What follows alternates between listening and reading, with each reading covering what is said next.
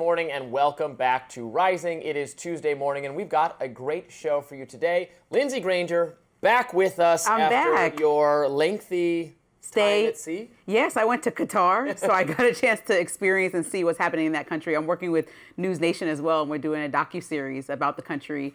We really got to spend time at all the national museums, see what their history is all about.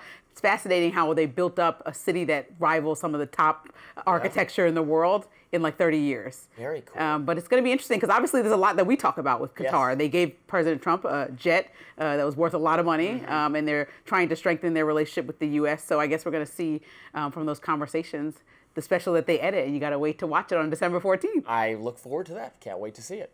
Coming up on Rising, Democrats are sounding the alarm after President Trump said he would sell an F-35 jet to Saudi Arabia. Plus, Ben Shapiro is blasting Marjorie Taylor Greene over her spat with President Trump and her insistence that the Epstein files get released. And on a lighter note, billionaire Bill Ackman is getting roasted for his unusual pickup line for young men. But first, of course, back and ready for this, Robby, what's on your radar? Well, President Donald Trump still has 3 more years left in his term, but the battle to succeed him as leader of the Republican Party is already getting underway, even though Vice President J.D. Vance, the designated successor to Trump, will have a massive and likely decisive advantage in any such contest. Even so, Senator Ted Cruz is signaling that he may make a go of it. Axios reported yesterday that Cruz is laying the groundwork for a 2028 presidential bid by leaning into his feud with Tucker Carlson, by poking fun at Carlson's isolationist foreign policy views, accusing him of anti-Semitism and more. Cruz is putting himself on a collision course with Vice President Vance. That's according to Axios. Now, I think there's some truth to that. Cruz's feud with Tucker is, in some sense, a proxy war with Vance, who is staunchly aligned with Carlson on foreign policy and inclined to defend him. In fact, Vance recently spoke up on X to denounce Sloan Rashmuth, a journalist and self-described Zionist, who attacked Carlson's brother Buckley Carlson for signaling some alignment with Nick Fuentes, the controversial Carlson podcast guest known for espousing anti-Semitic views. Rashmuth questioned whether Tucker Carlson's son, who's also named Buckley, by the way, shared the views of his uncle.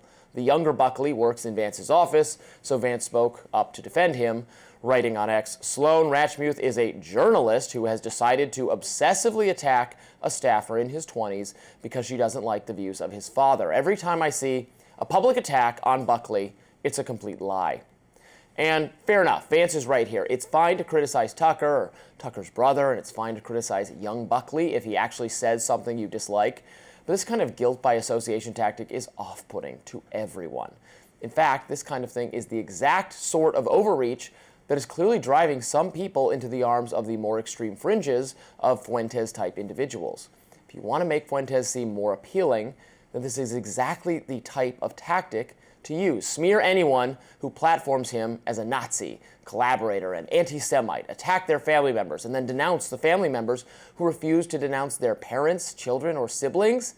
Well, this is cancel culture craziness, and it was obvious to conservatives that it was bad when the left was doing it. In fact, it led the left to self-cannibalize and become far less effective and coherent as a political movement.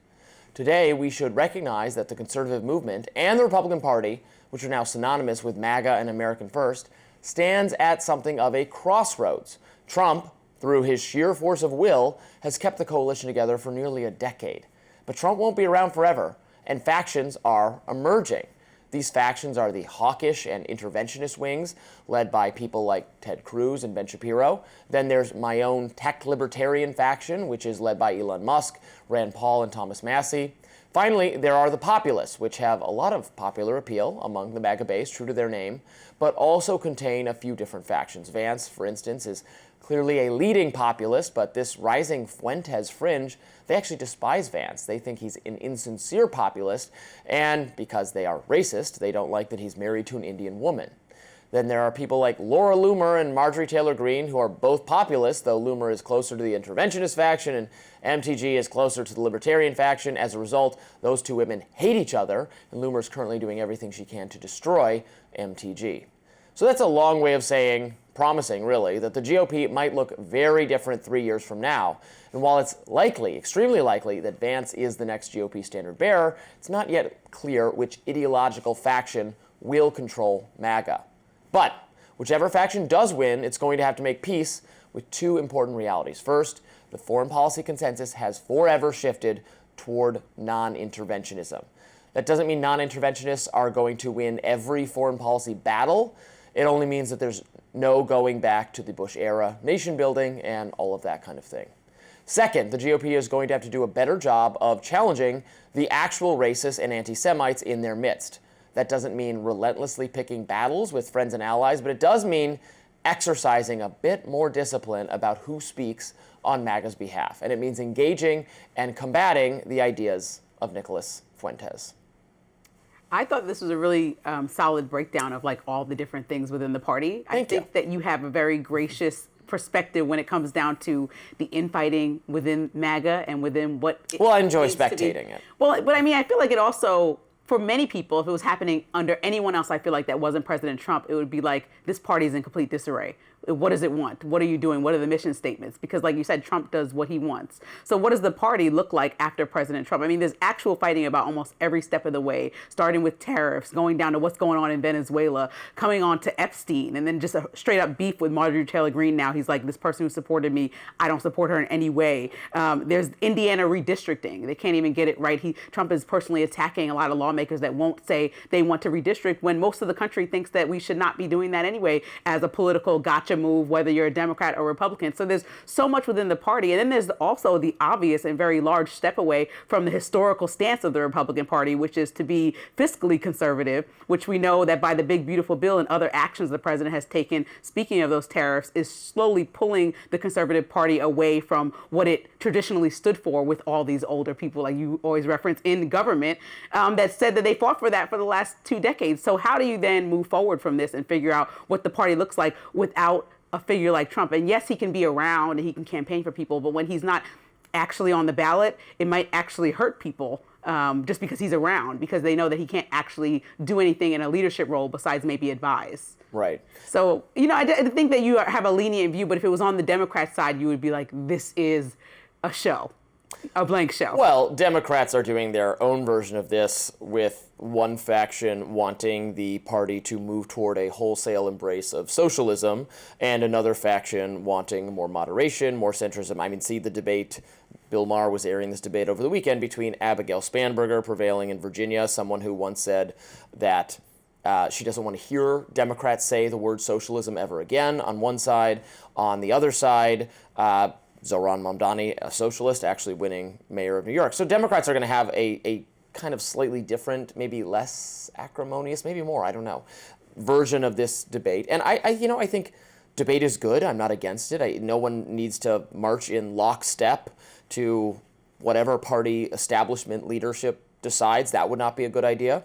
So we're going to spend the next couple years hashing it out, and we're going to find out what is the agenda for the next Republican leader. That's presumably J.D. Vance. I think it's highly likely to be J.D. Vance. But what set of ideas he associates himself with is a little bit still up for grabs. I think there has to be some clear pillars of the party, right? And even for Democrats, I say the same thing. Like, what are the actual pillars that the party does not sway away from? We hate Trump. That's their pillar. Okay, I'm not talking about Democrats, though. Yeah. We're breaking down. We love Trump. That's Republicans. But that's what I mean. Like, what are the pillars past Trump? Because there lies the confusion. I think that people. 10 years of Trump being the pillars.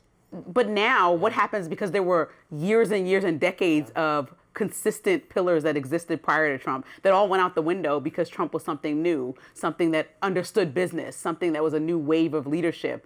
Some of those ways not fully fulfilled, some fulfilled in a totally different way that looked more democratic, like policy-wise, than any other historical Republican. So that's what the soul searching has to do with, because people may not want a J.D. Vance who's so closely aligned with President Trump to be up next, because they may have fatigue from this, like we saw in the election that Trump lost against Joe Biden. So I think we're going to see either they're going to respond to it and say more of Trump allies or completely something different. Well, next up, Ben Shapiro is firing back at MTG after her social media spat with the president, which took place over the weekend. We'll be right back to discuss that.